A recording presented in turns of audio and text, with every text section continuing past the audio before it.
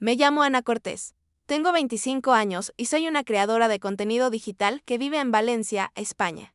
El verano pasado, después de un viaje de una semana a las Islas Canarias, volví a casa esperando hundirme en mi propia cama. Pero en el momento en que entré, me quedé helada. La puerta de mi dormitorio ahora tenía una cerradura nueva. Colgando de ella había un letrero de neón brillante que decía estudio de transmisiones en vivo. Mis pertenencias estaban todas amontonadas en un cobertizo polvoriento en la parte de atrás. Mi padre ni siquiera levantó los ojos de su café, simplemente señaló el cobertizo y dijo: «Quédate ahí o sal de esta casa». Me quedé de pie, con el corazón latiéndome, mirando la vida que creía mía, completamente desaparecida, así que hice mis maletas y me fui. Un año después, mi teléfono se iluminó con 60 llamadas perdidas de mi madre y un breve mensaje de texto. ¿Dónde estás? ¿Qué pasó durante ese tiempo? ¿Por qué me llamaban? Quédate y te lo contaré todo. 2 semanas antes de que todo se desmoronara, estaba en la cima. Mi último proyecto como creadora de contenido digital acababa de terminar y había conseguido un contrato por valor de 30.000 euros. Por primera vez en mucho tiempo, sentí que podía respirar.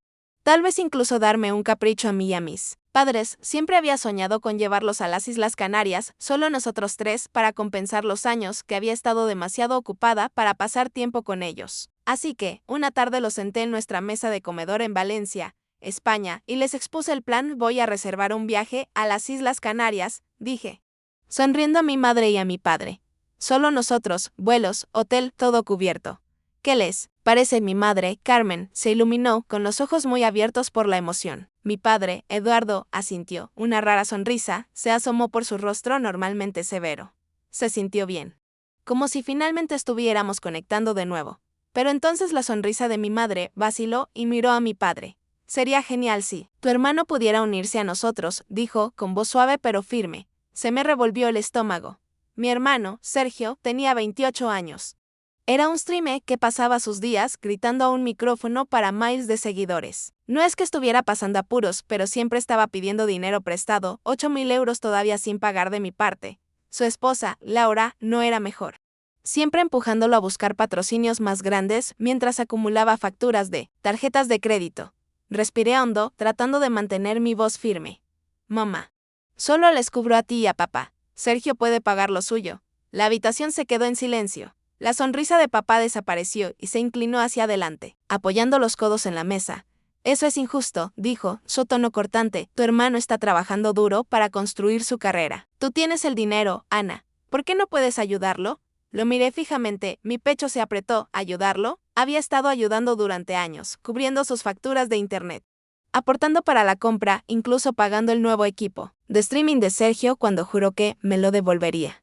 «Papá, me debe 8.000 euros», dije, mi voz se elevó. «No soy un banco». Mamá intervino, sus manos inquietas. «Ana, la familia se apoya mutuamente. Sergio está tratando de triunfar. ¿Sabes lo difícil que es allá afuera?»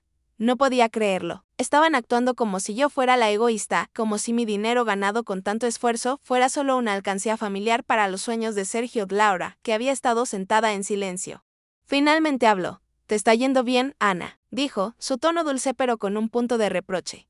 «Un viaje para todos nosotros sería un bonito gesto». «¿Un gesto?». Apreté los puños debajo de la mesa. Sergio simplemente se quedó allí, desplazándose por su teléfono, ni siquiera se molestó en mirar. Fue entonces cuando me di cuenta de que mis padres no solo me pedían que pagara por él, lo esperaban.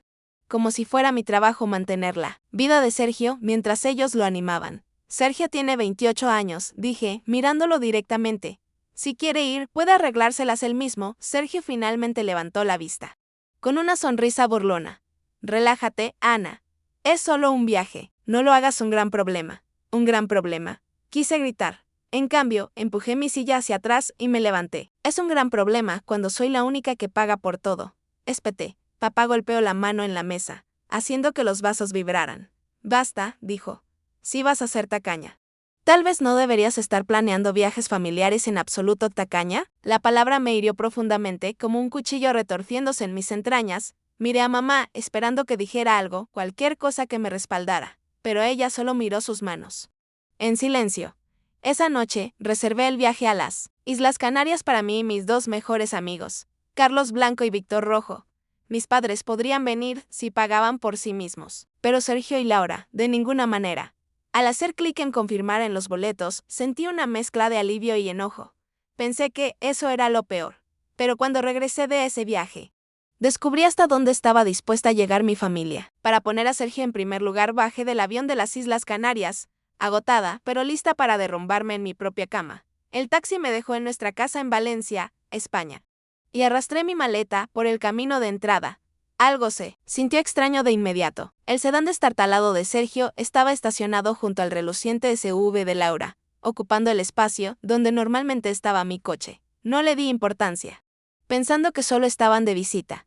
Pero cuando abrí la puerta principal, me revolvió el estómago. La sala de estar estaba en silencio, sin rastro de mi madre o mi padre.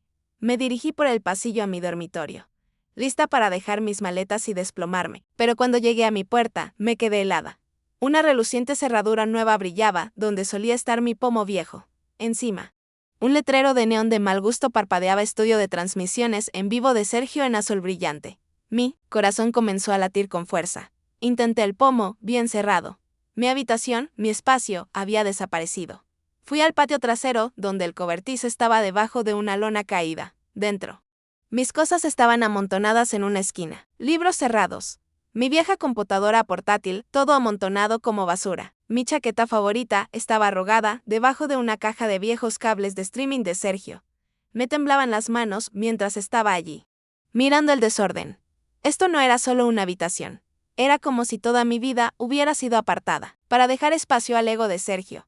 Volví a entrar, encontrando a Laura en la cocina, sorbiendo café como si nada estuviera mal. «Laura, ¿qué está pasando?», pregunté, mi voz cortante. Ella levantó la vista, apenas sorprendida, y dejó su taza. «Oh, Ana, has vuelto», dijo con un tono demasiado casual. Sergio necesitaba una configuración profesional para sus transmisiones. «Sabes lo importante que es su carrera. Tu habitación era el único espacio lo suficientemente grande», parpadeé, tratando de procesar sus palabras. «¿Mi habitación?», dije. Mi voz se elevó. «Moviste mis cosas al cobertizo sin preguntarme». Laura se encogió de hombros como si no fuera gran cosa. «Pensamos que no te importaría. Apenas estás aquí de todos modos con todos tus viajes de trabajo. Apenas aquí. Había vivido en esa casa toda mi vida, pagando facturas, manteniendo las cosas en orden, mientras Sergio perseguía su fama de streamer». «¿Dónde está Sergio?», demandé. Laura señaló hacia el pasillo. Volví a su habitación y golpeé la puerta. No hubo respuesta. Pude escuchar el suave zumbido de su configuración de streaming dentro, micrófonos, luces. Todo había convertido mi espacio en su escenario personal y nadie pensó en decírmelo. Fui a buscar a mi madre, esperando que me explicara esta locura. La encontré en el lavadero, doblando toallas como si fuera un día cualquiera.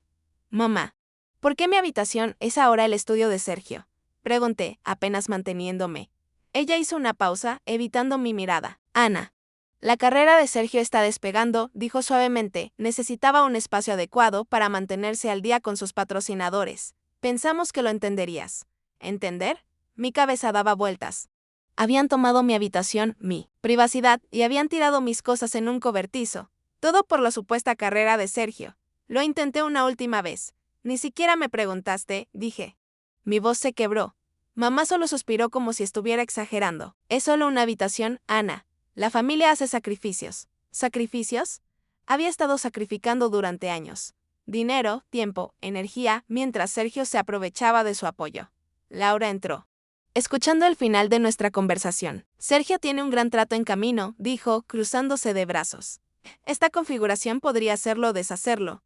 Te está yendo bien, Ana. ¿Por qué hacer un escándalo?». Me quedé en la cocina, con el pulso acelerado, decidida a obtener respuestas. El dolor de ver mi habitación convertida en el estudio de streaming de Sergio ya era bastante malo.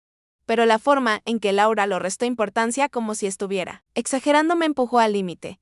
Necesitaba saber por qué mi familia pensaba que esto estaba bien. Encontré a mi padre, Eduardo, en la sala de estar hojeando un periódico como si nada hubiera pasado. «Papá, tenemos que hablar», dije.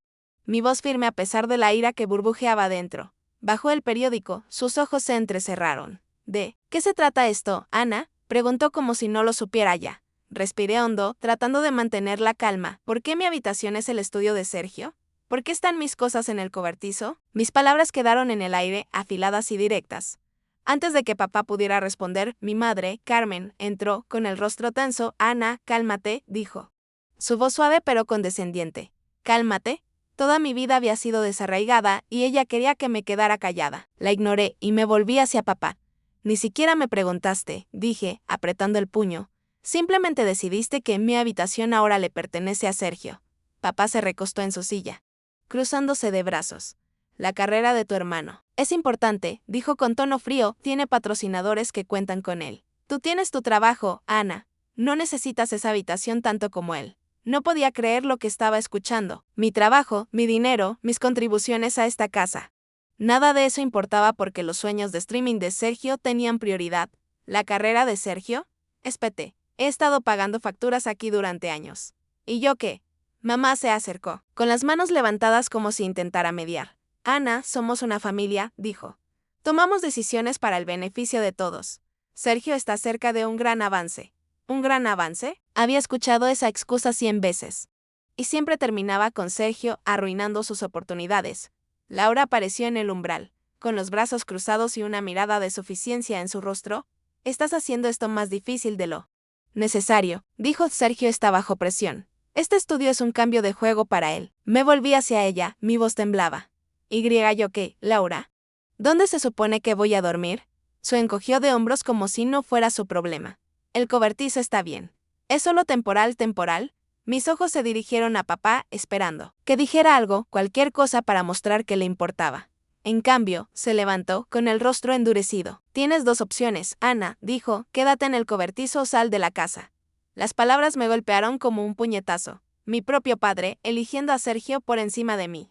Reduciendo mi vida a un rincón polvoriento del patio trasero. Miré a mamá, esperando un destello de apoyo. Ella solo miró el suelo, en silencio. Sergio ni siquiera estaba allí. Probablemente transmitiendo ajeno al caos que había causado. Sentí el peso de años de ser dejada de lado, siempre en segundo lugar, después de las necesidades de Sergio. ¿Lo dices en serio? Pregunté, mi voz apenas un susurro. Papá no se inmutó. Ese es el trato, dijo. Algo se rompió dentro de mí. No iba a suplicar un lugar en mi propia casa. Bien, dije, mi voz ahora firme. He terminado. Me di la vuelta y salí de la sala de estar. Con el corazón latiendo con fuerza, pero la mente clara. Habían tomado su decisión y yo estaba tomando la mía. Me dirigí al cobertizo para agarrar lo que pude cargar. Dentro, el aire estaba viciado y mis pertenencias eran un montón caótico. Libros. Ropa doblada, mis viejos cuadernos de dibujo, enredados y enterrados debajo de la chatarra descartada de Sergio. Agarré una bolsa de lona y comencé a empacar, mis manos moviéndose más rápido que mis pensamientos. Mientras metía mi computadora portátil y algunas camisas en la bolsa, recuerdos que había tratado de enterrar volvieron a mi mente. Sergio siempre había sido el niño de oro. Cuando éramos niños. Él recibía los regalos de cumpleaños más grandes, una bicicleta reluciente, mientras yo recibía un patinete de segunda mano. En la escuela secundaria, mamá y papá pagaron sus lecciones privadas de fútbol. Pero mis clases de arte, demasiado caras, dijeron. Incluso cuando empecé a trabajar, mi dinero se destinó a las facturas familiares, mientras el de Sergio se destinó a sus sueños de streaming. Cerré la cremallera de la bolsa, mi pecho apretado por el resentimiento. Pensé en la vez que Sergio pidió prestados mis ahorros para una nueva consola de juegos, prometiendo devolvérmelo. Nunca lo hizo. Sin embargo, mamá siempre lo defendía, diciendo que estaba resolviendo las cosas. Papá sentía orgulloso de la supuesta ambición de Sergio. Yo era la persona confiable, la que mantenía la casa funcionando. Pero nunca fue suficiente, habían elegido a Sergio por encima de mí una y otra vez, y ahora me habían quitado mi habitación para demostrarlo. Arrastré la bolsa fuera del cobertizo y me dirigí a mi coche. La casa estaba en silencio. Nadie vino a detenerme. Nadie ni siquiera se asomó para ver si estaba bien. Tiré la bolsa en el asiento trasero, mi mente acelerada. No podía quedarme aquí, no después de que me hubieran dejado claro que era desechable. Saqué mi teléfono y le envié un mensaje de texto a Carlos, mi mejor amigo desde la escuela secundaria. ¿Puedo quedarme en tu casa esta noche? Escribí, mis dedos temblaban. Su respuesta llegó al instante. Ven aquí. Las puertas están abiertas. Conduciendo por Valencia, sentí una extraña mezcla de ira y alivio. Las calles eran familiares, pero la vida que había conocido se me escapaba. El apartamento de Carlos era un espacio pequeño y desordenado en el lado este, nada lujoso. Pero se sentía más seguro que mi propia casa. Cuando entré, él estaba tirado en el sofá, una caja de pizza abierta frente a él. ¿Estás bien?, preguntó, sentándose, su voz llena de preocupación. Dejé caer mi bolso y me hundí en el sofá, sacudiendo la cabeza. Le dieron mi habitación a Sergio, dije en voz baja. Papá me dijo que me quedara en el cobertizo o que me fuera. Los ojos de Carlos se abrieron. Pero no me interrumpió, le conté todo. Como Laura actuó como si no fuera gran cosa. Como mamá se mantuvo callada. Como papá trazó una línea que no podía cruzar. Hablarlo lo hizo real y la traición me dolió más de lo que esperaba. Carlos se inclinó hacia adelante, su rostro serio. Eso es un desastre. Ana, dijo. No te mereces eso. Sus palabras fueron simples, pero calaron hondo. Por primera vez ese día, me sentí vista. No tuve que explicar por qué estaba herida o justificar mi enojo. Carlos lo entendió. Me ofreció su habitación de invitados, solo un pequeño espacio con un colchón de aire. Pero era más de lo que mi familia me había dado mientras yacía. En ese colchón de aire esa noche, mirando el techo, me di cuenta de algo. Irse no era solo escapar del cobertizo o del estudio de Sergio. Se trataba de liberarse de años de ser ignorada, de cargar con una familia que no me valoraba. No estaba huyendo. Me estaba eligiendo a mí misma. Por una vez, puse mis necesidades en primer lugar. Sin importar cuánto doliera. A la mañana siguiente, me desperté en el colchón de aire del apartamento de Carlos. El peso del día anterior todavía me oprimía. Quedarme en casa de Carlos me dio la oportunidad de recuperar el aliento, pero sabía que solo era temporal. Necesitaba mi propio espacio. Mi propio futuro. Carlos fue un salvavidas desde el principio. Durante el desayuno, pizza sobrante y café, no me presionó para hablar de la pelea con mi familia. En cambio, pasó directamente a la acción. Necesitas un lugar, dijo, sacando su computadora portátil. Vamos a buscarte algo sólido. Asentí, agradecida por su enfoque práctico. Esa misma mañana. Llamó a Víctor, mi otro mejor amigo, que conocía el mercado de alquiler de Valencia mejor que nadie. Al mediodía, los tres estábamos navegando por los listados, reduciendo las opciones que se ajustaban a mi presupuesto. Encontramos un apartamento de una habitación en el centro, un lugar acogedor con grandes ventanales y un alquiler de 1.200 euros al mes. No era lujoso, pero era mío. Víctor me llevó a la oficina de arrendamiento al día siguiente, haciendo bromas para mantenerme animada. Este lugar es mejor que un cobertizo, dijo, sonriendo mientras firmábamos el contrato de arrendamiento. Me reí por primera vez en días. Sintiendo una chispa de esperanza, mudarse llevó un fin de semana. Carlos acarreó cajas, Víctor configuró mi Wi-Fi y yo desempaqué las pocas cosas que había salvado del cobertizo. Cada paso se sintió como recuperar una parte de mí misma. Con un lugar al que llamar mío, me lancé al trabajo. Como creadora de contenido digital, siempre había hecho malabarismos con proyectos, pero vivir con mi familia había sido una distracción constante. Las transmisiones nocturnas de Sergio, las interminables excusas de mi madre para él, las demandas de mi padre de mi ayuda con las facturas. Ahora, en mi tranquilo apartamento, podía concentrarme. Propuse nuevas ideas a clientes, colaboré con marcas con las que solo había soñado trabajar antes y comencé un proyecto paralelo. Una serie de videos sobre cómo seguir tu propio camino. La libertad era embriagadora. En un mes, mis ingresos se duplicaron. Un cliente ofreció un contrato a largo plazo por valor de 50.000 euros, suficiente para cubrir el alquiler y ahorrar para el futuro. No solo estaba sobreviviendo, estaba prosperando. Carlos y Víctor fueron mis mayores animadores, pasándose por casa con comida para llevar para celebrar cada hito. Lo estás haciendo genial, dijo Carlos una noche, levantando una copa de vino. Barato. Víctor intervino. Te dije que no necesitabas esa casa. Su apoyo me recordó cómo era una verdadera familia. Personas que te animaban, no te apartaban. Construí una rutina que funcionaba. Las mañanas eran para editar videos, las tardes para llamadas con clientes y las noches para hacer una lluvia de ideas sobre nuevos contenidos. Me uní a un espacio de coworking local, conectando con otros creadores que compartían consejos. Ideas. Mis videos comenzaron a ganar tracción con miles de visitas. Los fans dejaban comentarios sobre cómo mi historia los inspiraba a tomar riesgos. Se sentía bien saber que mi trabajo importaba, que estaba construyendo algo real sin la sombra de mi familia acechándome. Hubo momentos en que la duda se coló. Por la noche, me preguntaba si había sido demasiado dura, si debería haberme quedado y luchado por mi lugar. Pero luego recordaba el cobertizo, la forma en que mi padre me desestimó. Como Sergio ni siquiera se disculpó. Había tomado la decisión correcta. Mi teléfono permaneció en silencio, sin llamadas ni mensajes de texto de mi madre. Padre. Sergio o Laura. Ese silencio fue tanto doloroso como liberador. Confirmó que no les importaba lo suficiente como para acercarse, pero también significaba que era libre de seguir adelante a finales de ese primer mes. Había ahorrado lo suficiente para comprar muebles nuevos, un escritorio, una cama adecuada. Cosas que hacían que mi apartamento se sintiera como en casa. No era rica, pero era estable. Y eso era más de lo que jamás había tenido viviendo con mi familia. Carlos y Víctor me mantuvieron con los pies en la tierra, siempre listos con una risa o un baño de realidad cuando lo necesitaba. No solo me ayudaron a encontrar un lugar, me ayudaron a encontrarme a mí misma. Mi nueva vida apenas estaba comenzando casi. Un año después de mudarme, mi teléfono se iluminó con una notificación que me dejó fría. Era un mensaje de texto de Laura, el primer contacto de alguien de mi familia desde que me fui. Ana. Tenemos que hablar. Es urgente, decía. Se me revolvió el estómago, pero lo ignoré, concentrándome en una propuesta de cliente que estaba preparando. Luego llegó otro mensaje de texto y otro. Al final del día. Mi teléfono mostraba 60 llamadas perdidas de mi madre, Carmen, y un mensaje de voz que sonaba desesperado. Algo grande había sucedido. Llamé a Carlos, que había sido mi roca en todo, no te lo vas a creer, dije. Explicando los mensajes. Sugirió que nos reuniéramos en una cafetería para averiguarlo. Cuando llegué, Víctor también estaba allí, listo para opinar. Puse el mensaje de voz en el altavoz. La voz de mi madre temblaba, casi irreconocible. Ana, por favor.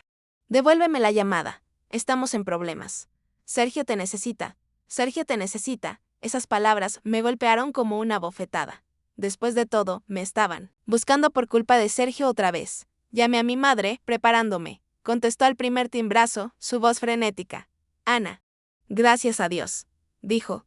Sergio está en serios problemas. Perdió su gran contrato de patrocinio, me quedé en silencio, esperando el resto. Continuó explicando cómo Sergio había estado apostando en línea, gastando miles de euros que no tenía.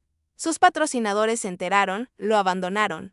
Y ahora debía una deuda tan masiva que estaba aplastando a la familia. Tuvimos que vender la casa, dijo, su voz se quebró. Agarré el teléfono, mi mente acelerada.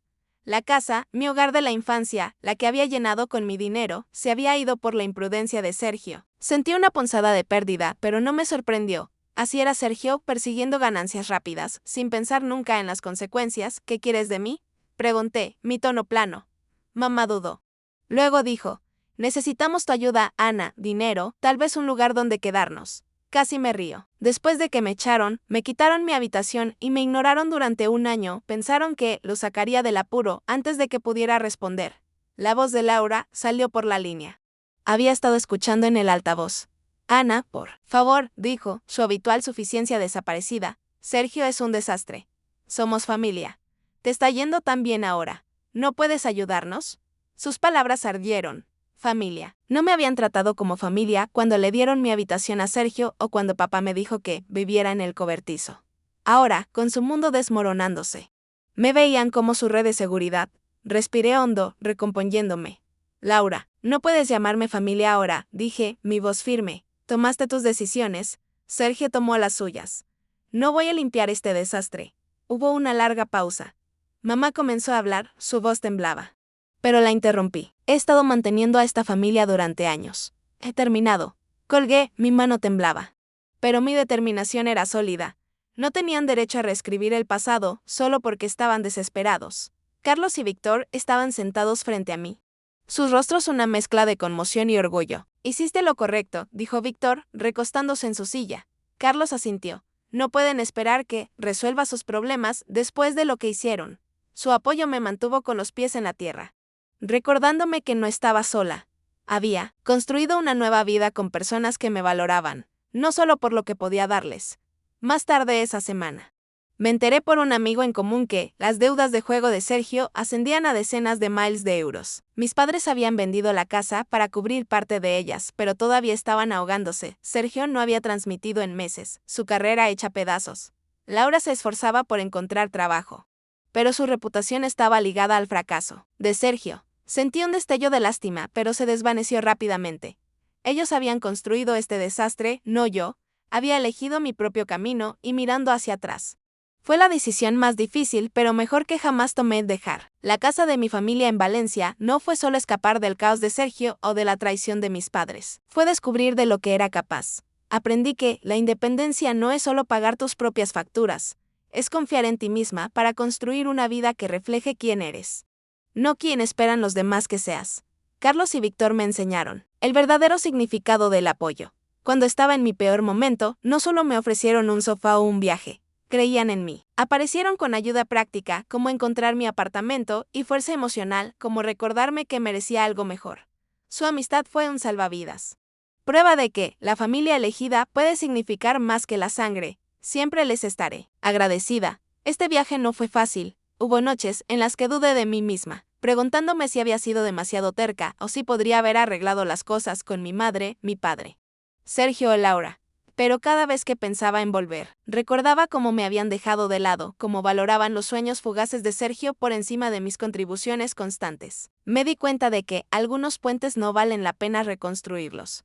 Defender mi postura significaba alejarme. Y esa fue mi fortaleza. Ahora mi vida es mía. Mi trabajo como creadora de contenido está prosperando.